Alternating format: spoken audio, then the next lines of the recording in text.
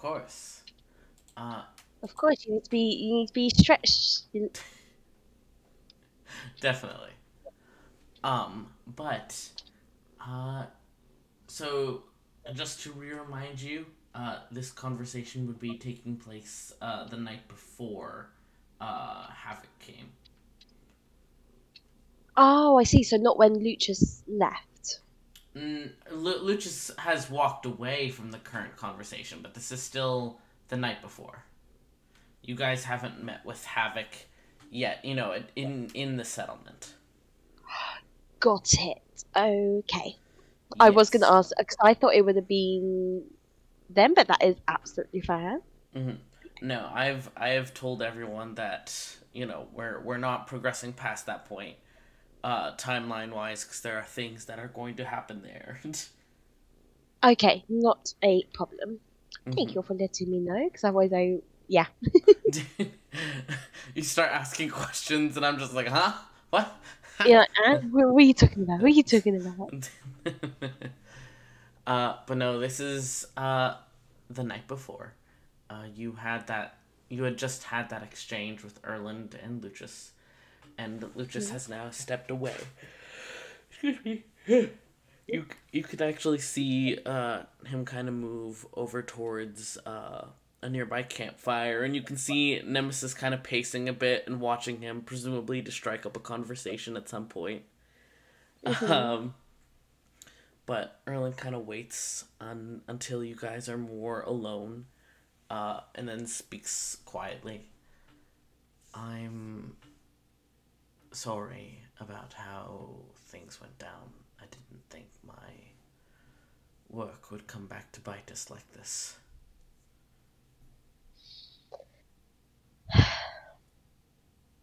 You what? Some powerful people. Well, the help I was searching for required quite a bit of power. Yeah, but people who I don't know, Alan. There was a lot going on there. It Yes.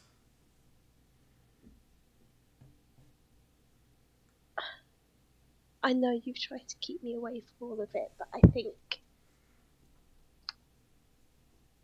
don't. That's definitely not possible anymore. Why? I I trust you. I do, but why? Why does she think that could just command you like that, and you would put out a weapon on us? I have never partook in violence against others on her behalf. I don't think she even realized who you were, much less that I was close with any of the people we were with. I think she just expected that my want of her assistance would lead to me either helping or at least stepping aside, which I did not intend to do.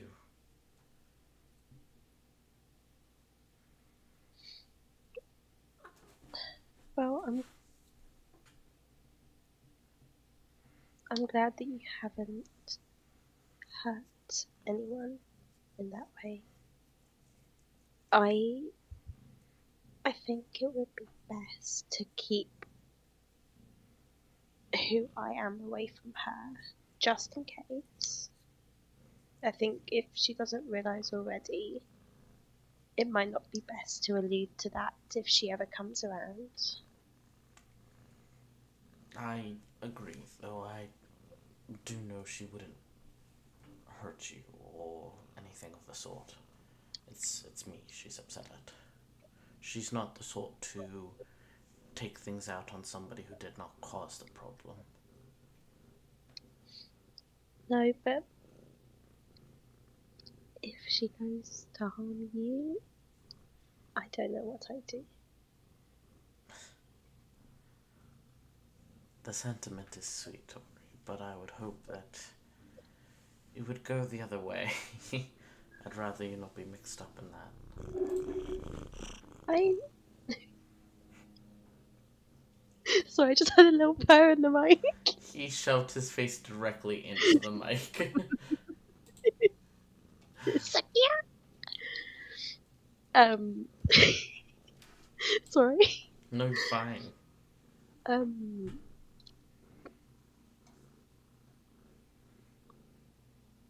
but if she did, I would defend you no matter what. But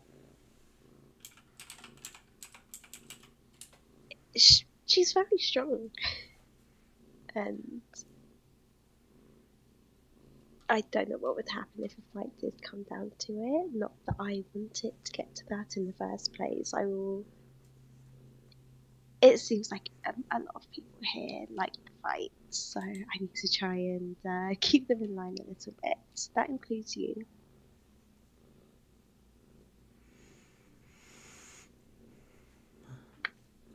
I'll try to keep the peace between everyone, but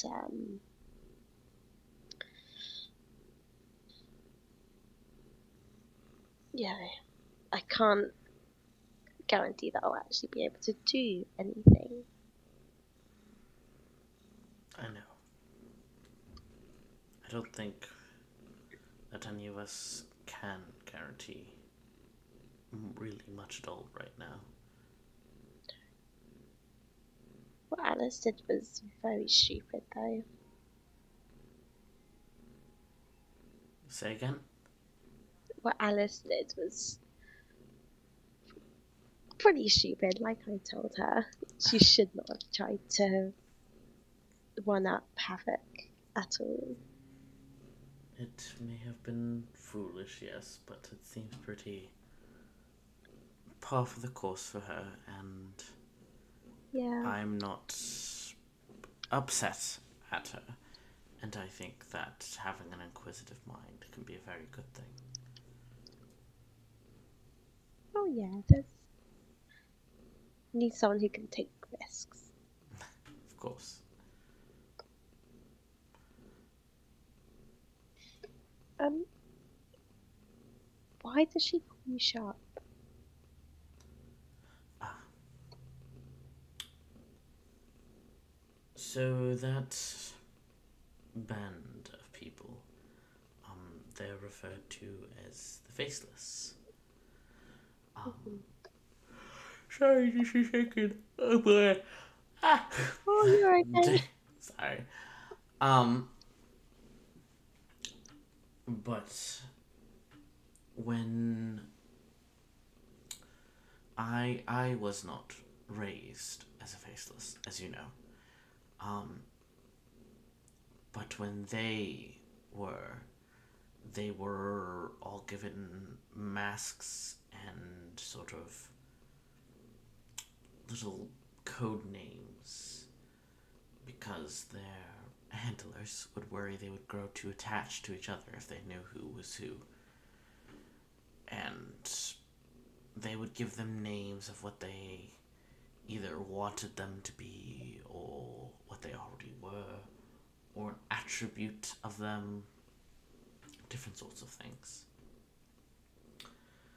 So when I approached Havoc and her crew and asked for help, and she made it clear that while she could help some, she also, understandably, wasn't going to risk life and limb to essentially hunt down a bunch of baby dragons for no particular reason to her. That sort of life-threatening, deeply time-involved thing she would only do for one of her own. And I think initially she had meant it as sort of more of a passing comment or a jab at me, to try and prove, that she would never do something like that for me. And I instead tried to take her up on it. I said, then make me one of you. Like, what can I do to prove myself to you? to your companions? How do I become a faceless? At first, I didn't know what I was asking, and Havoc thought, she would put me through a trial, scare me a little bit, and I'd be on my way. Find some other way to get my answers. But I entered her first trials willingly, and I was stubborn, and Warsag was even more stubborn. And eventually we began passing every test, every trial, every fight Havoc put in front of us, until one day Havoc had us fight her. We certainly didn't win, but I refused to stay down and kept getting back up, and she said that proved that we had the resilience needed to work alongside her, and that we had the sort of spirit that she wanted, sort of passion. So she gave me a name. She named me after my shop mind. So that's shop. It's not terribly creative, but it's true. thank you. And she had me pick out a mask. And that's what Nemesis was trying to go after the first day we were here. I believe The so, first couple yes. days we were here.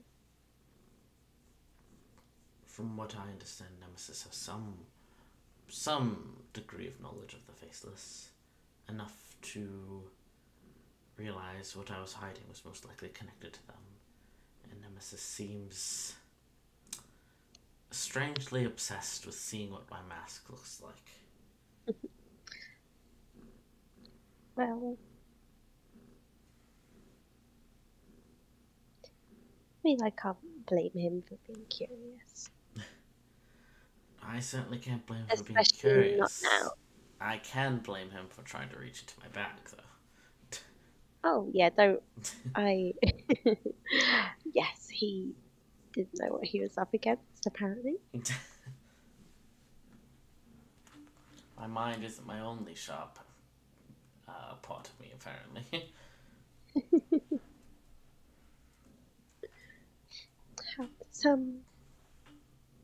How does Borsig feel about this? What's happening right now? Every day, she grows more anxious, more like a lion pacing about in a cage. She, unintentionally or not, she pushes forward often. And I don't blame her. A dragon's instincts, especially a mother dragon's instincts, are strong. Her children are out there somewhere, and she wants them back badly. It just can make things difficult. Yeah. I mean, I think what might be difficult is finding them, but you just need the right people. I'm sure if I mean, of course, I don't want to push you into anything you're not comfortable with, that neither of you are comfortable with, but I'm sure if we asked everyone else, they might like to help. Then you don't have to feel like you owe Havoc anything.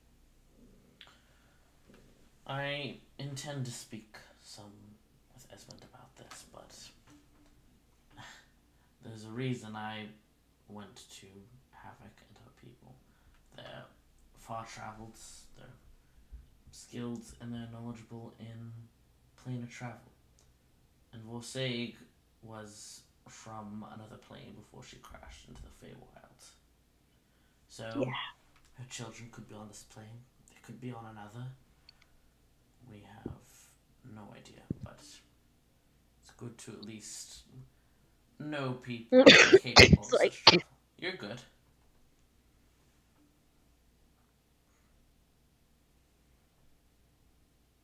Good Sorry, little queen. coughing fit there. No, you're fine. You alright? Just feels like it's burning, but it's fine. No, we don't have to Yes, do this now. unfortunately. No, it's okay. If you're sure. Yes, yes, I'm sure it is okay. Okay. I just, can you be honest with me from now on about everything? I know it's selfish, but you're the only person probably well, you're my only family left, and I don't want to lose you as well, and I don't want you going off with Harriet. I, if they have a way for Rosa to get her children back, I want you to follow it. I want you to do it. But in the meantime, please just don't go. I can't promise to know the future, but I can promise that I will never betray you, that you're my number one priority, that I will do everything I can to make sure you're never hurt.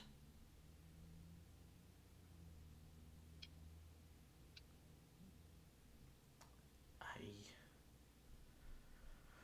You're my priority as well. thank you.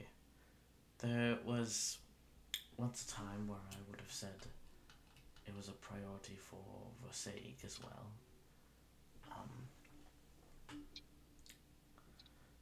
But she grows more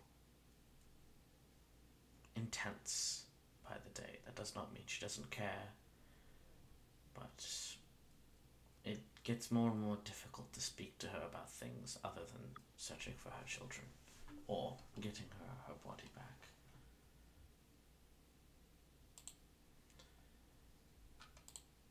We can, if there is any way that I can help it at all, I absolutely will. Okay?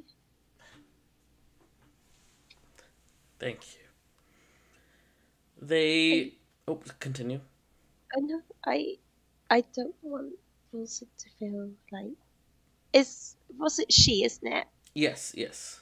Yes. I don't want Rosa to feel like she can't leave to find her own family just because you're here with me. I want you to stay, and I want you to stay here, but I understand that Rosic has her own priorities and things going on that she needs to think of.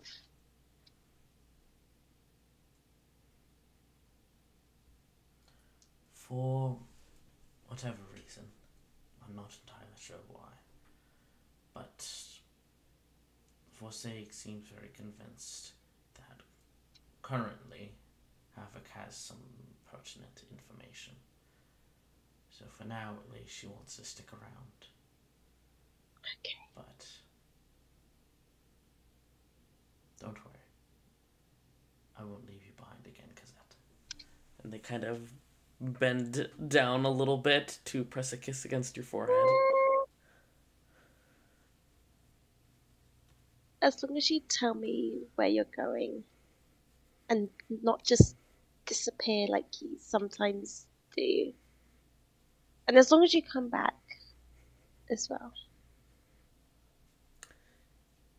They pull back from the forehead kiss and kind of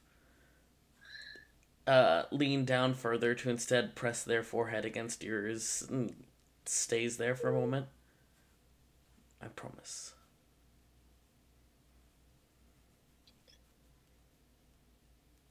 And if there is any information that I find that could be useful at all about the different planes, and then I will always tell you. Thank you. I wish I could be of more help to you both. You're plenty help as is. You're of grounding presence to both of us.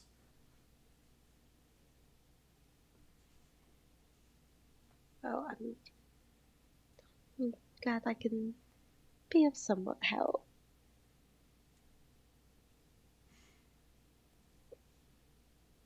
Get some rest, Toure. They give your hand a little squeeze and pull back a bit in case you want to walk away. No, I want to stay with him. Okay. Although, and so, mm, I was wondering where you were sleeping. Ah, um, well, Is there? before tonight it was with, Esmond, but I'm not sure where I'll be sleeping tonight. Oh, you're welcome to come and stay with me and Alice. Thank you. I don't know. There's lots of space because I don't. I'm not really sleeping in the tent. Fair. That's pretty par for the course, I'd say. Yeah, it's claustrophobic. I don't like it. Alright. If Miss Brightstone is alright with it, then I'll take you up on your offer. I'm sure she'll be absolutely fine with it. Alright. Just no more secrets now, okay? No more secrets.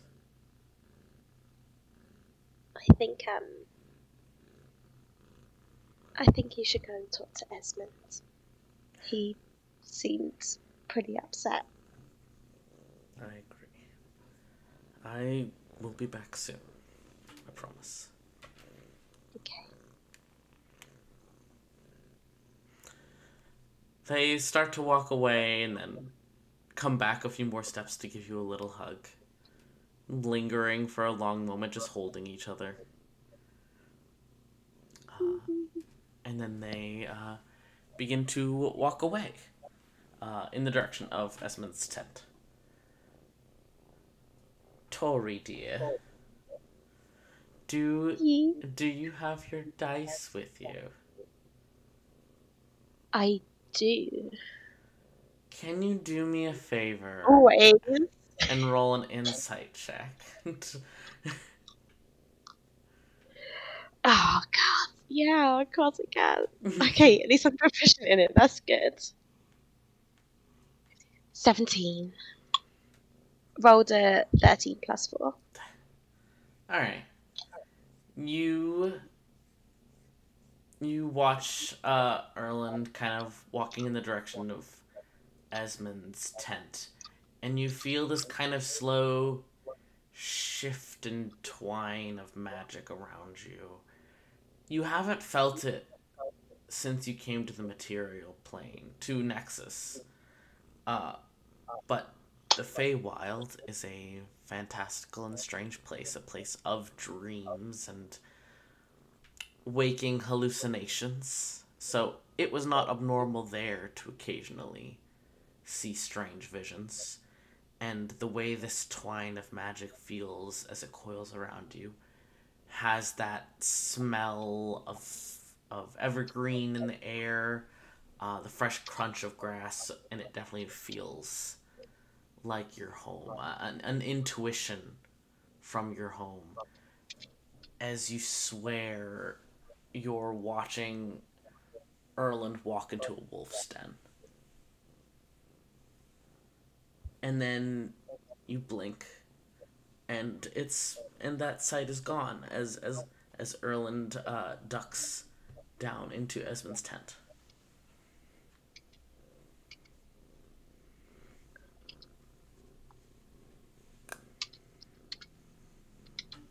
Okay. Hee hee. That's not worrying. No, not at all. Uh, No, I've got the review never. Never. It's fine. Uh,